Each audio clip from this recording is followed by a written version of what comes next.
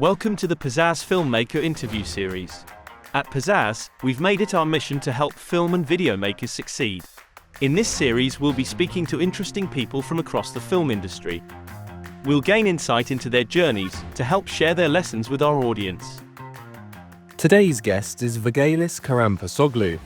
Vagelis is a young but decorated filmmaker already. He has experience in all areas of filmmaking and found it hard to pick his favourite. Watch the full interview to find out his favourite role in film, along with many more tips and tricks from this up-and-coming individual. So, what were your earliest memories of filmmaking as a child?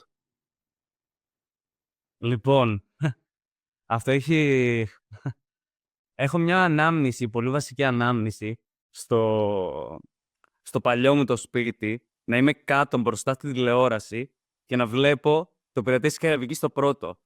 Και ήταν ο Τζόνι Ντεπ και είχα πάθει πλάκα με το πώς έπαιζε ο Τζόνι Ντεπ, το Captain Jack Sparrow. Και κάπως εκεί το θυμάμαι τόσο έντονα αυτό, ενώ δεν έχω πολλές άλλες μνήμες από τότε.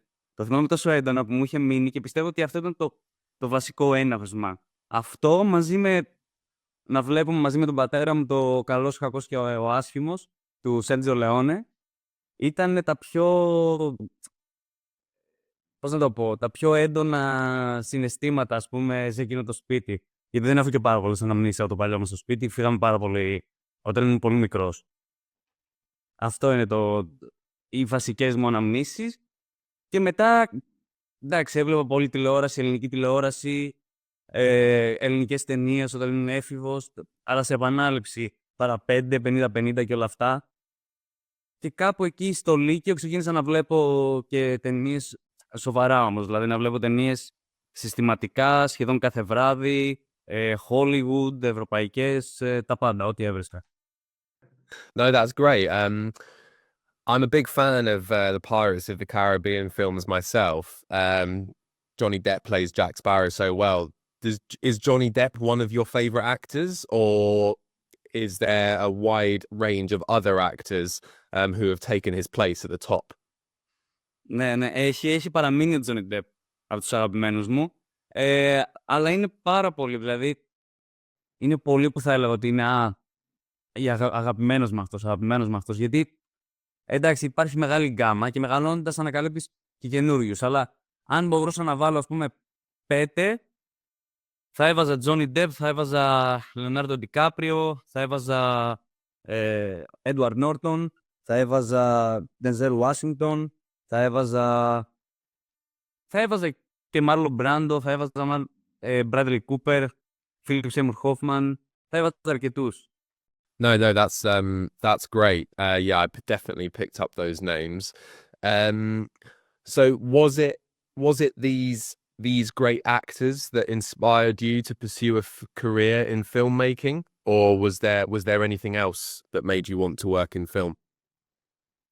Νομίζω ήταν αυτή ξεκάθαρα, δηλαδή αυτή και το έργο τους σε αρχικό στάδιο και σε μετέπειτα στάδιο, όταν ξεκίνησα να ασχολούμαι και να βλέπω ποιος σκηνοθετεί, ποιος γράφει σενάρια, ποιος το ένα, ποιος το άλλο, ήταν ο Ταραντίνο, ο David Fincher, ο Μάρτιν Σκορσέζε, δηλαδή κάπως έτσι ξεκίνησα, ας πούμε, έλεγα ότι αυτός έχει κάνει αυτή την ταινία, μου άρεσε πάρα πολύ, και αυτή την ταινία, και αυτή την ταινία, και όλες μου άρεσαν. Οπότε ξεκίνησα να το ψάχνω λίγο έτσι, με σκηνοθέτες, και μετά αποφάσισα ότι αυτό πρέπει να κάνω, αυτό θέλω να κάνω. Οπότε ναι, πιστεύω σε αρχικό στάδιο και σε μετέπειτα στάδιο πήγαμε πιο βαθιά, πήγαμε σε σκηνοθέτες, πήγαμε σε σεναριογράφους. So I guess my next question is, that's where you found your love for it. How did you get started? What were your first experiences with filmmaking? Με το filmmaking συγκεκριμένα, έπαιζα πάρα πολλά χρόνια θέατρο. Με το filmmaking όμως συγκεκριμένα, είχα πάει σε μία οντισιόν όταν ήμουν 20 χρονών περίπου και με είχε πάρει ένα παιδί και με είχε πάρει τηλέφωνο και μου είχε πει ότι ήσουν πάρα πολύ καλό στην οντισιόν. Εγώ ήμουν πάρα πολύ αγχωμένος στην οντισιόν και πίστευα ότι δεν το έχω πάει καλά. Αλλά μου είχε πει ότι ήσουν πάρα πολύ καλός και σε θέλω στην ταινία μου Και κάπως έτσι ξεκίνησε η όλη κατάσταση. Με πήρε αυτό στην ταινία του. Με αυτόν έχουμε κρατήσει ακόμα επαφή. Είμαστε στο ίδιο κρού, στην ίδια ομάδα που κάνουμε τώρα ταινίες όσο μπορούμε. Και κάπως έτσι ξεκίνησε. Μετά, με γνωριμίες, γνώρισα κάποιους άλλους φίλους, κάναμε κάποιες ταινίες. Ξεκίνησα και εγώ να γράφω. Και τότε κάπως έτσι, ας πούμε, μέσω αυτής της ομάδας ξεκινήσαμε να κάνουμε ταινίες και να ασχολούμαι ενεργά. So that leads me on quite well. So with some of your recent projects, what has your main role been in the projects? Has it been the script writing? Have you gone as far as directing or producing? What role do you play in your projects?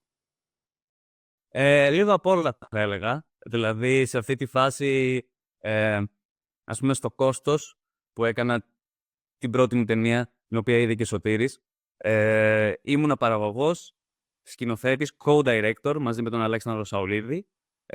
Είχα γράψει το σενάριο και έπαιξα κιόλας στην ταινία. Οπότε και στη δεύτερη ταινία που κάναμε, που αναμένεται τώρα, πάλι ήμουν ακριβώς τα ίδια πράγματα. Δηλαδή, ασχολούμαι με όσα περισσότερα μπορώ για να καλύψω όσες περισσότερες θέσεις μπορώ, γιατί δεν έχουμε το budget να πληρώσουμε κόσμο να γίνουν όλα αυτά. Οπότε κάνουμε ό,τι μπορούμε. Και προσωπικά μου αρέσει το τρίπτυχο σκηνοθέτης, σεναριογράφος, ηθοποιός. No, that's great. We'll come on to some of your projects later on. It's interesting you say that you like to do a variety of different things. If you had to pick one role in the industry, directing, script writing, what's your favorite? What's the thing you enjoy the most? That's a one. If I had to pick one, it's directing. Directing. So one of the main questions that I like asking people is, obviously when you're building a career in film, you get asked, or a lot of advice, let's say. Is there any advice you've received when directing or script writing or any of your other roles where you think that's bad advice? Or you know that there's some bad advice that you've been given and you might have done it once before and realized that it was bad advice? Because obviously there's a lot of good advice out there, but is there anything that you think filmmakers shouldn't do? Το βασικό είναι αυτό που λένε ότι μη γράφεις γι' αυτό. Αυτό δεν περνάει, δεν είναι καλό αυτό, δεν το θέλουν αυτό. Ή για θέματα λέω τώρα. Δηλαδή, εγώ γράφω πιο πολύ για πολιτικά θέματα. Που πας το πολιτικό σινεμά δεν... Και όντως ισχύει, στην Ελλάδα δεν υπάρχει πολιτικό σινεμά. Και το άλλο που μου λένε και δεν μου αρέσει καθόλου είναι αυτό με τις βρισιές. Γιατί υπάρχει πάρα πολύ... Εγώ προσπαθώ να γράφω ένα σενάριο όπως μιλάει ο κόσμος στην Ελλάδα τουλάχιστον, εμείς όπως μιλάμε, βρίζουμε αρκετά, υπάρχει πάρα πολύ τέτοιος λόγος. Οπότε μεταξύ ανθρώπων που μιλάνε και αν αφαιρέσεις εντελώς τη λογοκρισία, δεν μπορείς να πεις ότι δεν βρίζουμε. Προφανώς και βρίζουμε συνέχεια, βρίζουμε ασταμάτητα. Και δεν λέω ότι εντάξει σε κάθε ατάκα πρέπει να βρίζεις, αλλά εντάξει για μένα ας πούμε όταν γράφω ένα σενάριο δεν μπορώ να το περιορίσω εντελώς. No, it's very interesting you say about the cursing. I didn't know that was such a thing because obviously there's so many films where there is a lot of swearing and not just swearing but lots of violence and gore and things like that. So that's a really interesting thing that you've been told. Did they have a reason about telling you not to curse and swear?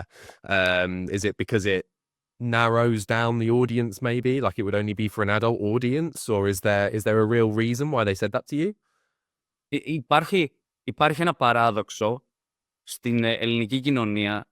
Μπορεί να βρίζουμε συνέχεια, αλλά τα show, οι ταινίες που βλέπεις στην τηλεόραση δεν βρίζουν καθόλου.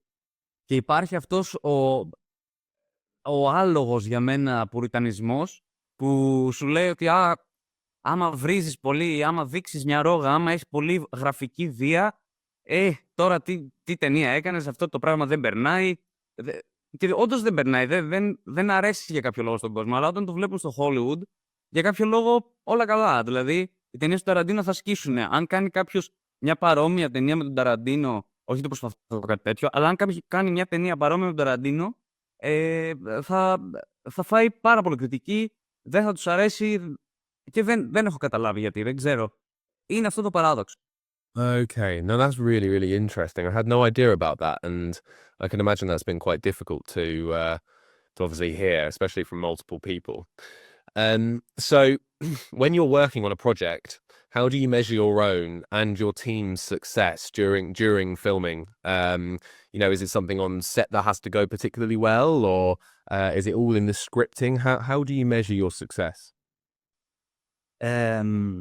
Κατά τη διάρκεια του filming, το μετράω στο πόσο γρήγορα βγήκε και στο πόσο σωστά βγήκε. Γιατί υπάρχει περιορισμένος χρόνος, έχουμε αρκετά πράγματα, οι χώροι δεν είναι πάντα φιλόξενοι για να κάνουμε ένα reshoot αν χρειαστούμε ή οτιδήποτε. Οπότε ναι, το βασικό είναι αυτό. Πόσο γρήγορα βγήκε, πόσο καλά βγήκε. Και εντάξει, προφανώς αν δεν υπήρχαν εντάσεις. Σε αυτή τη φάση που είμαι δεν υπάρχουν εντάσεις, είμαστε πάνω κάτω όλοι φίλοι μεταξύ μας. Κατά τη διάρκεια της προώθησης της ταινίας, τώρα, επειδή είμαστε στη φάση με τα φεστιβάλ, το μετράμε λίγο έτσι. Δηλαδή σε πόσα φεστιβάλ μπήκε, τι βραβεία διεκδίκησε ή πήρε, nominations κτλ. Δηλαδή σε αυτή τη φάση είμαστε εδώ. Αν περάσουμε σε επόμενη φάση, δεν ξέρω, θα δείξει. No, that's a great answer, and actually leads me on really well to my next question. And it's once you've got a film or a project all wrapped up and completed, and it's time to market it and push it out there, what techniques, what platforms do you use to market your projects? Χρησιμοποιούμε βασικά το Film Freeway, το οποίο Film Freeway, εντάξει, θεωρώ ότι όσον αφορά τους independent filmmakers έχει σώσει. Δηλαδή απλά μπορείς να μπεις και να έχεις πρόσβαση άμεση σε άπειρα φεστιβάλ που θα προωθήσουν το έργο σου. Και εκεί πάνω θα προσπαθήσω, ας πούμε, να γράψω μια πολύ καλή περιγραφή του έργου, ιντριγαδόρικη, κάτι που θα πιάσει ο κόσμος και θα πει, ο κόσμος τα φεστιβάλ, ας πούμε, και θα πει ότι αυτό μπορεί να έχει και ενδιαφέρον, που μας έκαναν την πρόταση να τη δούμε. Και σίγουρα με τα social media. Με τα social media, ας πούμε, προσπαθώ κάθε ταινία να έχει ένα δικό της προφίλ και να ανεβάζουμε γυρίσματα, οτιδήποτε, τα selections, τα πάντα.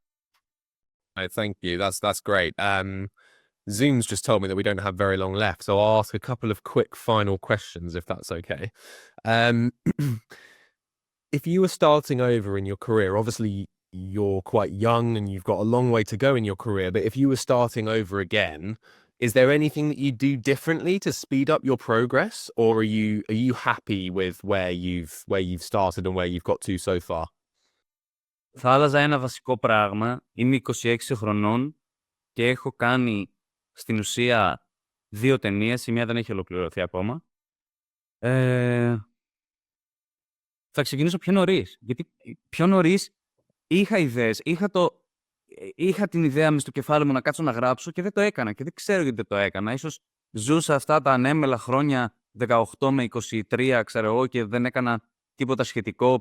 Έπαιζα απλά θέατρο και έλεγα ότι εντάξει, κάποια στιγμή, αν ξεκινούσα να ασχολούμαι από τα 20, ας πούμε, και να γράφω, μπορεί να είχα κάνει και 5 short film αυτή τη στιγμή. Αυτό σίγουρα θα το άλλαζα. Yeah, that's a great one thing, because it shows how well you've done so far.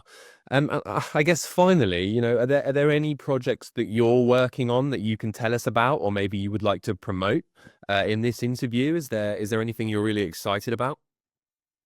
Λοιπόν, τελειώσαμε τα γυρίσματα από τη δεύτερη ταινία μικρού μήκους που έγραψα. Λέγεται «Ερείπια». Είναι ένα δράμα, έχει να κάνει με 2 αδέλφια, στο οποίο ο πατέρας τους πριν χρόνια είχε σκοτώσει τη μάνα τους, και αυτά τα 2 αδέλφια μετά από χρόνια ξανασυναντιούνται και επιστρέφουν στο πατρικό και υπάρχει ένας απολογισμός. Θα ήθελα, επειδή και το κόστος είναι ένας απολογισμός μεταξύ ενός πατέρα και ενός γιου, τα ερείπια είναι μεταξύ αδελφών, θα ήθελα κάπως να γίνει σαν θεματική τριλογία. Δεν ξέρω τι θα κάνω τρίτη ταινία, αλλά μέχρι στιγμής έπαιξα, ας πούμε, στην ίδια θεματική.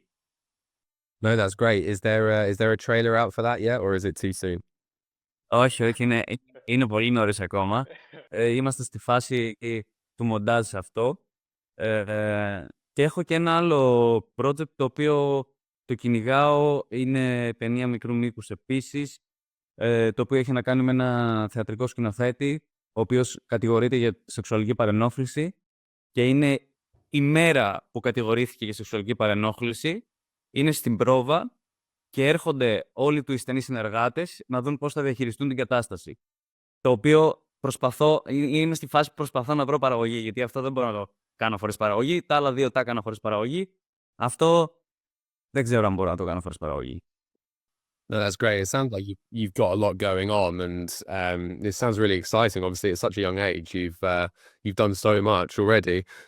But thanks so much for talking to us today. It's been really, really useful to talk to you, and really, really insightful. Thank you so much. Yeah, no problem at all. And yeah, do look out for the interview. It will be out soon enough. But It was a pleasure. Thank you very much. We hope you enjoyed watching today's interview. This video is part of the Filmmaker interview series from Pizzazz. At Pizzazz, we're building a production ecosystem that helps you to get things done. To try it for free, visit pizzazz.io today. Thanks for watching.